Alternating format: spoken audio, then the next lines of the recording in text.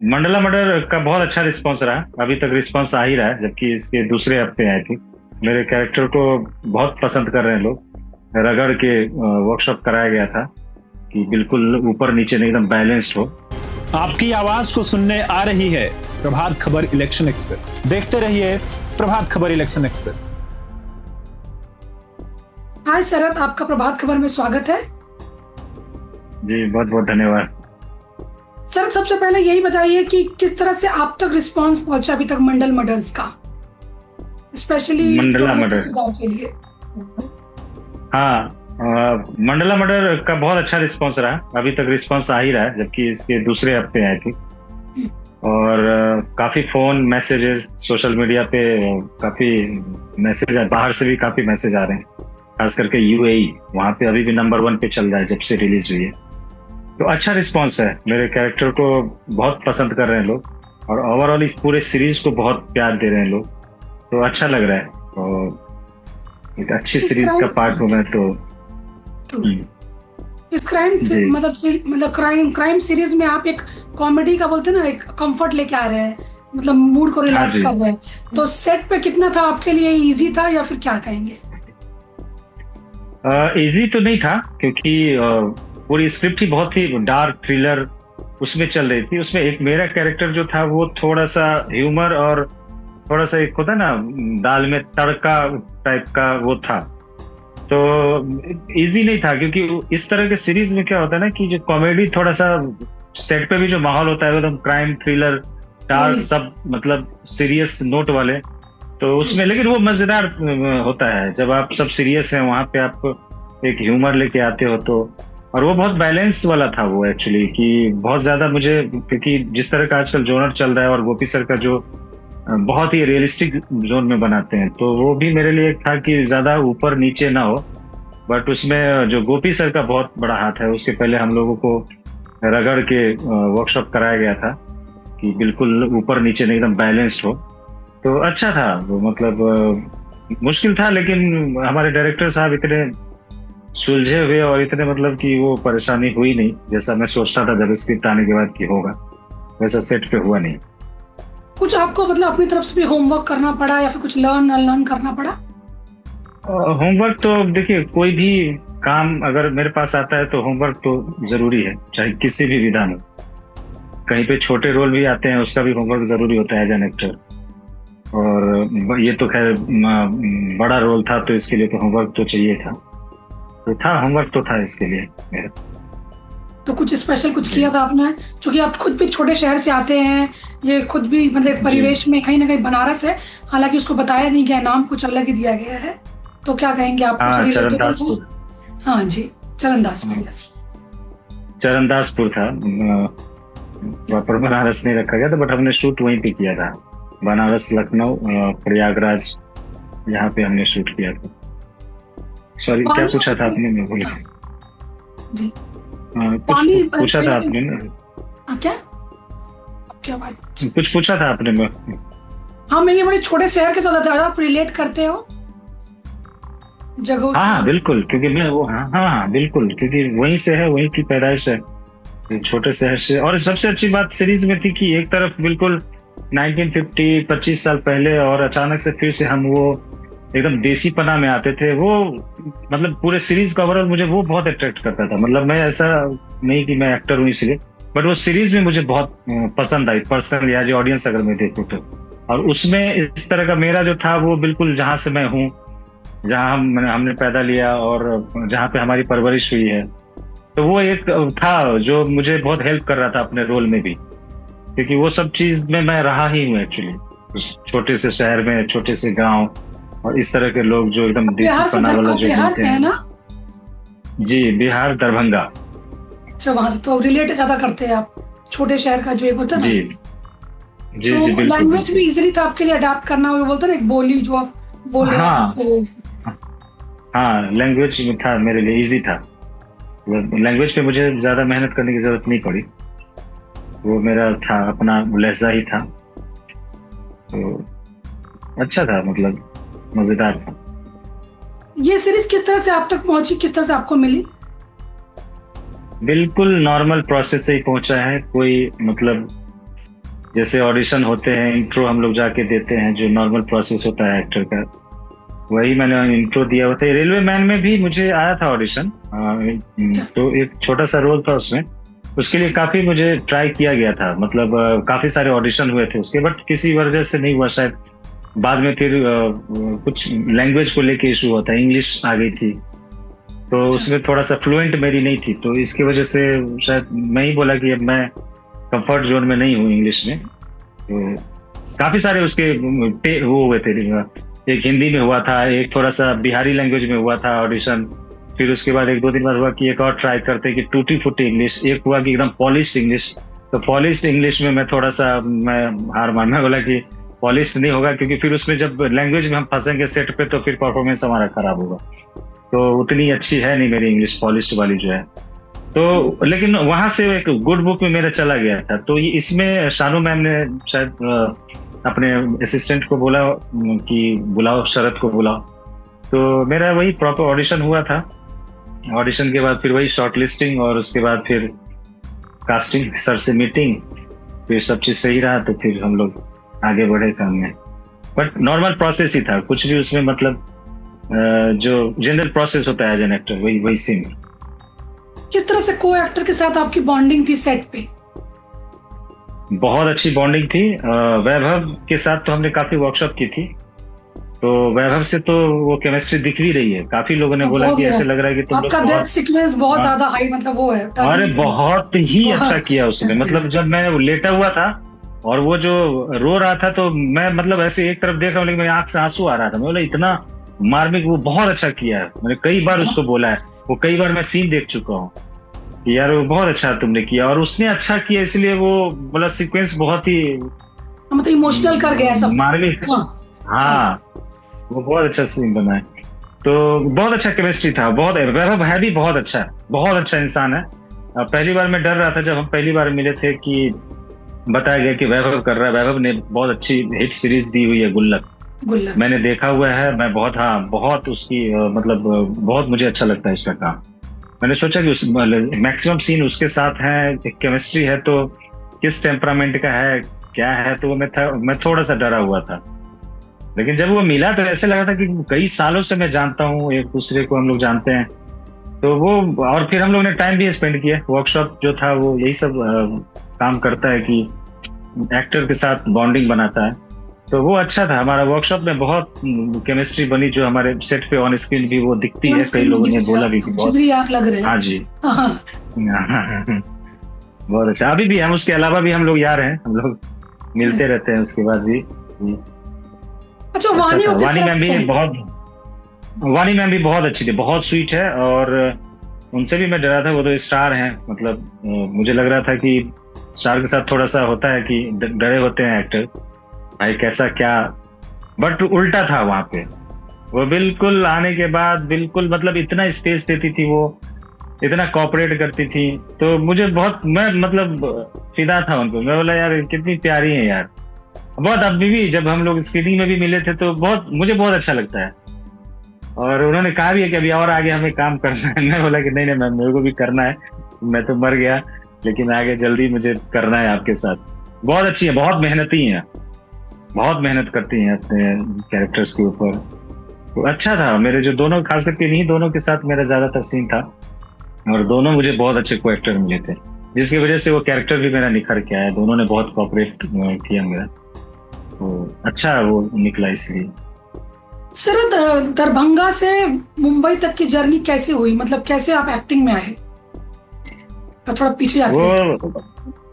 हाँ, वो मैं एक्चुअली आया था 2003 में, जब 10+2 करके ही आ गया था। तो है तो बहुत लंबी कहानी है। तो मैं आ गया था, आया था किसी और वजह से, किसी और काम से। एक बंदा मुझे छोड़ गया यहाँ पे, फिर मैं रह गया। वो बहुत लंबी स्टोरी है, बहुत लंबा इंटरव्यू हो जाएगा आपका। तो फिर भी कुछ और फिर आपका स्ट्रगल इतना लंबा है तो बता, मतलब लोगों को इंस्पायर करेगा, आपको पता ही है, आप बता सकते हो।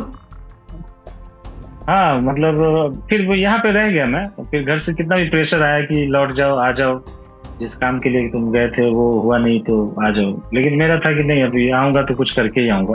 तो वो एग्जिट थी। उसके बाद फिर मैं रह गया, थिएटर वेटर करना शुरू कर दिया यहाँ पे। पृथ्वी हो गया, उसके बाद एक्टर बनने के लिए ही आए थे या फिर कुछ और शरत? एज एन एक्टर ही मुझे कोई लेके आया था। मेरी पढ़ाई चल रही थी, उस बीच में ऐसा एक इंसिडेंट हुआ था जो किसी ने बोला कि मुझे मुंबई में है काम है तुम्हारे लिए, और मैं आ गया था यहाँ पे। फिर वो पता नहीं गायब हो गया वो। हाँ, वो गायब हो गया। मैं छोटा ही था, मतलब फ्रॉड मतलब कुछ लिया नहीं मुझसे उसने। हाँ, कुछ मेरा नुकसान नहीं किया, बट वो है कि मतलब मैं भी आज तक सोच रहा हूँ कि नुकसान तो कुछ भी नहीं हुआ, लेकिन पता नहीं क्यों किया उसने। लेकिन जो हुआ अच्छा हुआ। शायद वो नहीं लेके आता तो फिर मैं अभी तक वहाँ दरभंगा में सोच रहा होता कि मेरे को जाना है मुंबई, क्योंकि हमारे परिवार में या हमारे जो हम जहाँ रहते हैं वहाँ से मुंबई आना अपने आप में बहुत बड़ा टास्क है। तो खानदान का पहला आदमी हो जो मैं मुंबई आया था।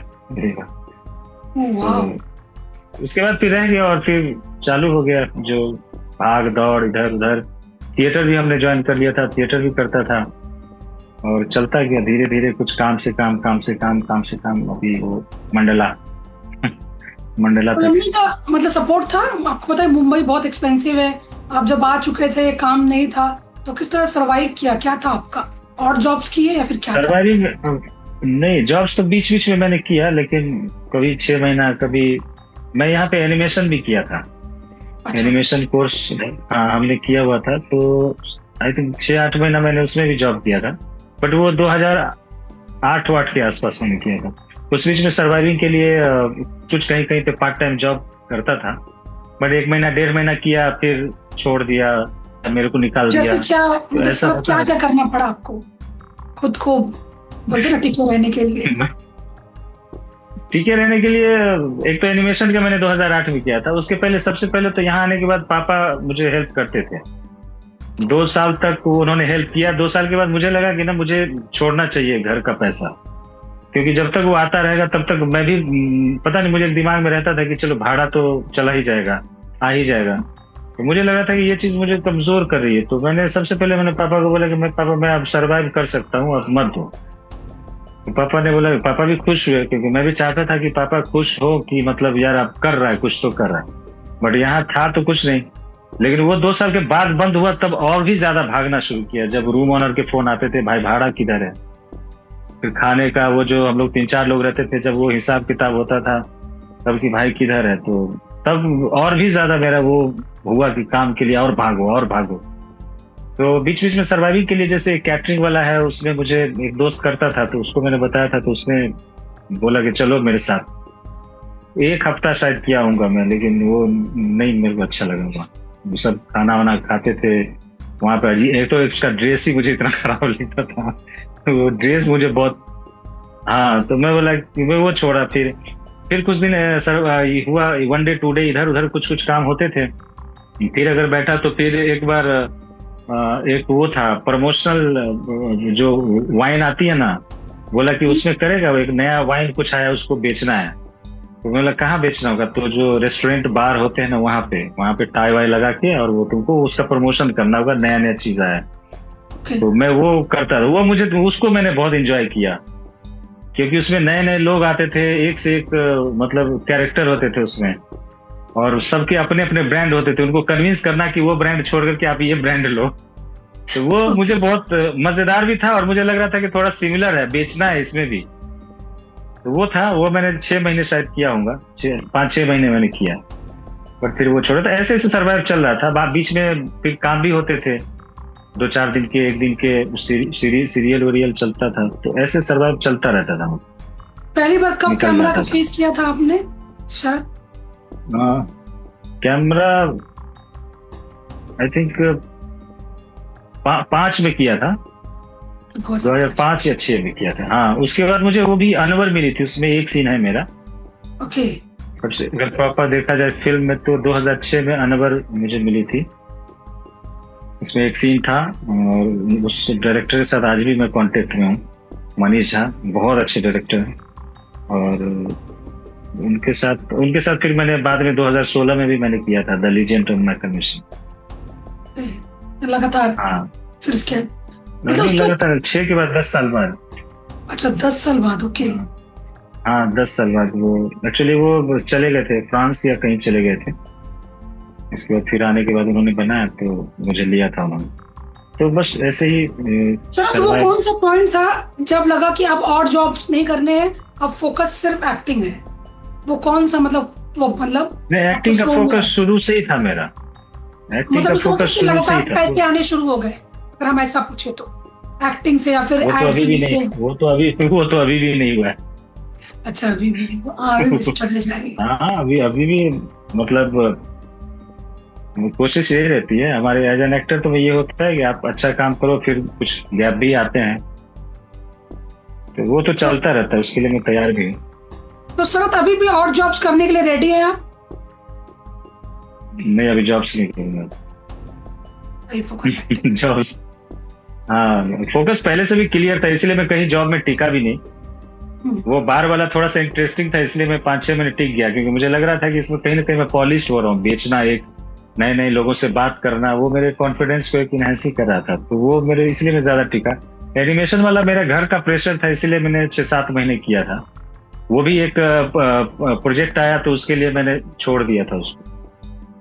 लेकिन उसके बाद भी था कि मैं वो जॉब करके आता था, फिर मैं ऑडिशन पे निकलता था। संडे को छुट्टी हुआ तो छुट्टी पे या 5-6 बजे यहाँ पे पहुंचा, तो फिर उसके बाद मैं फिर निकलता था अंधेरी साइड पूरा घूमना, तो एक साइड में था वो। बट फोकस मेरा शुरू से वही है कि एज एन एक्टर ही। तो जैसे आपने कहा कि हाँ, आपने बताया कि आप +2 के बाद ही यहाँ पे आ चुके थे, तो उतनी कम एज में मतलब इतना लंबा संघर्ष, क्या मतलब किस तरह से आपको बोलते ना, ये कहाँ से आप में कॉन्फिडेंस था या फिर हिम्मत कहाँ से आती थी जो आप मतलब पीछे नहीं, वापस नहीं गए घर? नहीं, मुझे सबसे वो नौकरी मुझे कभी अट्रैक्ट नहीं किया। मैं जब पटना में रहता था, पटना में पढ़ाई करता था और साथ में थिएटर भी करता था वहाँ पे, तो वहाँ भी मैं थिएटर अपना इक्टा हो गया और भी कई सारे संस्था थे वहाँ पे जो जहाँ से मैं करता रहता था। वहाँ पे भी मतलब 10+2 के साथ साथ मैं IIT का तैयारी भी करता था। बट वो घरेलू प्रेशर था, मेरे घर में सबका था, पढ़ाई लिखाई पे बहुत जोर होता है और सब करते भी हैं, सब कर ही रहे हैं। बट मेरा कभी वो चीज़ अट्रैक्ट नहीं किया कि नौकरी, और ये मेरा था कि कुछ फ्रीडम वाला काम होना चाहिए। वो ये नहीं कि मतलब कोई जबरदस्ती करवा रहा है, वैसा नहीं। तो शुरू से ही था वो, मतलब इंटरेस्ट इसमें था पहले से मेरा, क्लियर था, इसलिए IIT का एक बार भी एग्जाम भी नहीं दिया मैंने। और जब मेरा थिएटर का टाइमिंग भी मेरा जो था वो फिजिक्स के क्लास के टाइम में था, तो मैं फिजिक्स का क्लास भी छोड़ देता था नॉर्मली। अच्छा, तो कभी फैमिली ने प्रेशर नहीं किया, इमोशनल ड्रामा या ये सब? नहीं, वो सब हुआ। फैमिली शुरू में तो सपोर्ट नहीं करती थी।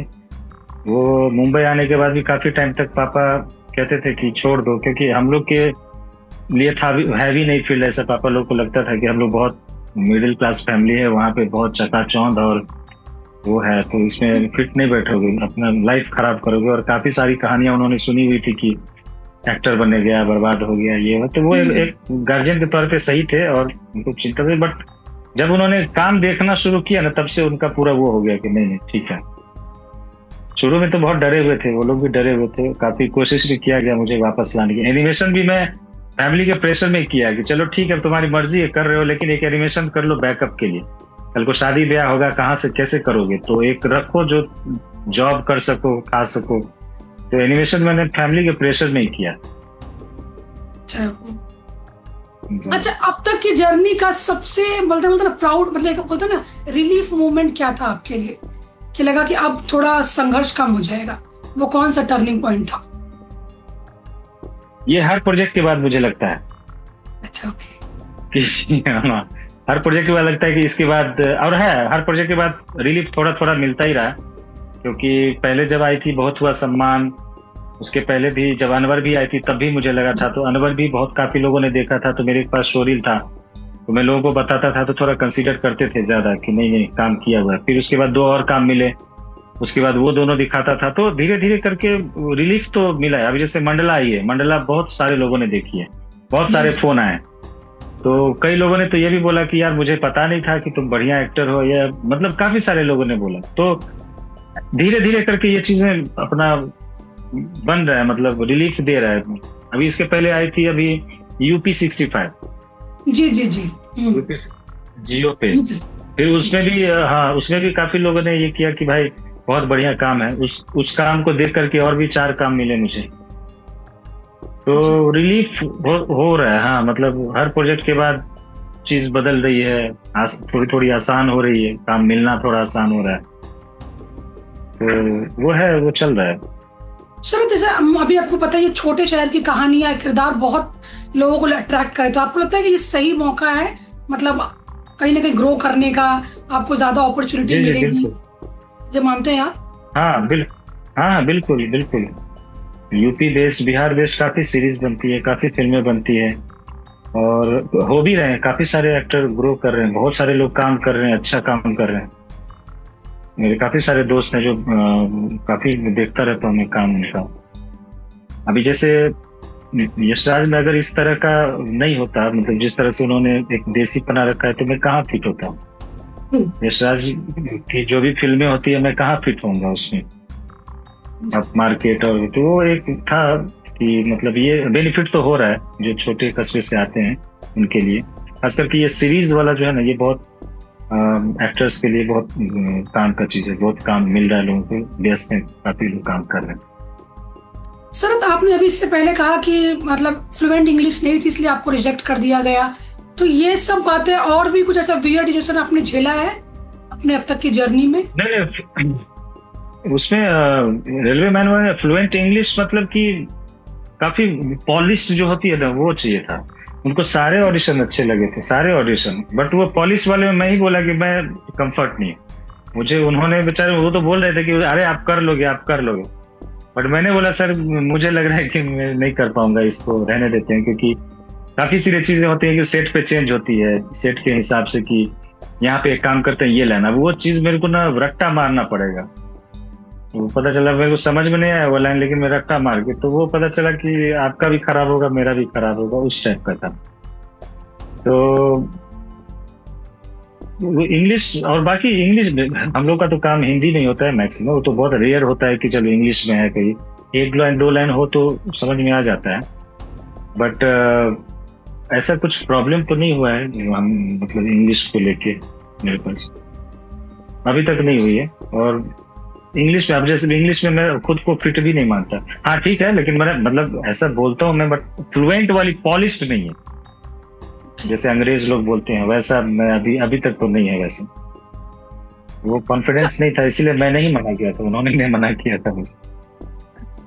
अच्छा, एक्टिंग में आपकी इंस्पिरेशन कौन रहा है शरद, जिसने आपको मतलब बिहार से मुंबई तक का सफर तय करने को मजबूर कर दिया था कि मुझे करना ही है इसमें? मनोज वाजपेयी। अच्छा, मनोज वाजपेयी। वो मुझे बहुत पसंद है। हाँ, मनोज वाजपेयी, मैं बहुत प्रभावित था जब वहाँ पे मैं पटना में पढ़ाई करता था, सत्या आई थी, फिर रोड आई थी, उनकी एक भी फिल्म हमने नहीं छोड़ी।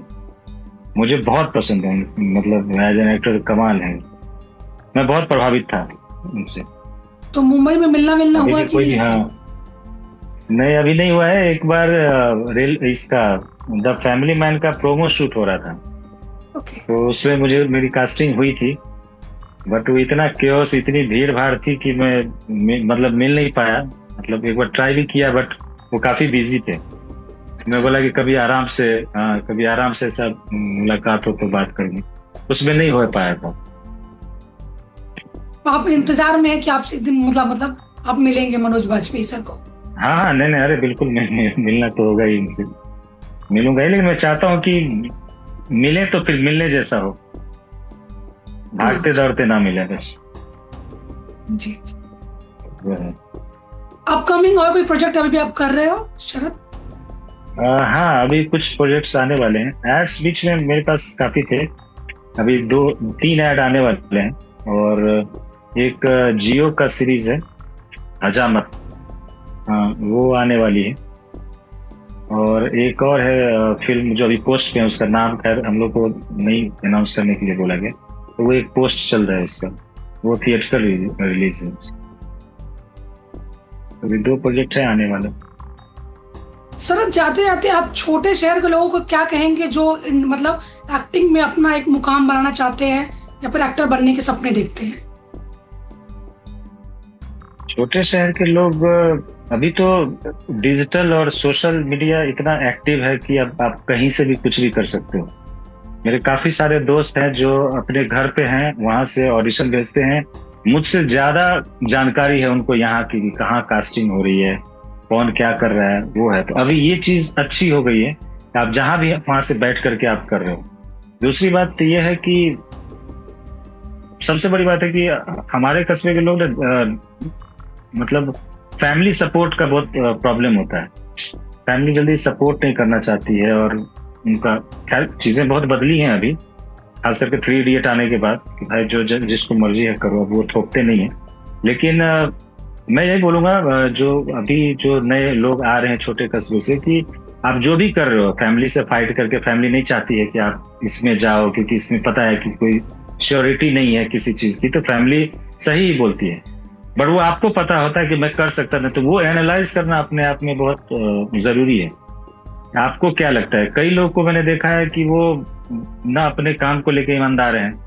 यहाँ पे मैं अपने आसपास का ही बताऊँ, काम में ना ईमानदार हैं, बस हैं यहाँ पे। घर से फोन आता है मैं करूंगा, ना वो बाहर कहीं निकलते हैं, ना कुछ एफर्ट डालते हैं काम के लिए। तो ये आपको एनालाइज करना पड़ेगा कि आप मतलब ईमानदार हो कि नहीं आप जो कर रहे हो। 4 आदमी को देखा अभी निकल गए, बस आईना देखा, वैसे नहीं होना चाहिए। अगर कर रहे हो तो पूरा शिद्दत के साथ करो और खुद को एनालाइज करो कि आप इसमें कहाँ फिट हो। ठीक है वो मिलना तो ठीक है, लेकिन आप कहाँ फिट हो, आप कितना अपने आप के लिए मेहनत कर रहे हो। तो मेरे हिसाब से यही है संदेश। ओके शरद सोनू, ऑनेस्टी रहे अपने काम को लेके। जी हमसे बात करने के लिए बहुत बहुत शुक्रिया। Thank you.